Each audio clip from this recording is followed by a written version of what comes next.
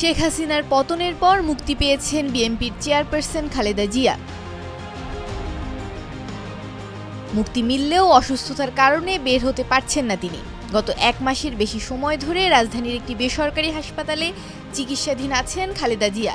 এর মধ্যে তার শারীরিক অবস্থার কিছুটা উন্নতি হলেও পুরোপুরি সুস্থ নন। এমত অবস্থায় তাকে উন্নত চিকিৎসার জন্য যুক্তরাষ্ট্রে নেয়ার প্রাথমিক সিদ্ধান্ত হয়েছে বলে জানিয়েছেন তার মেডিকেল বোর্ডের চিকিৎসক ডক্টর AZM জাহিদ হোসেন।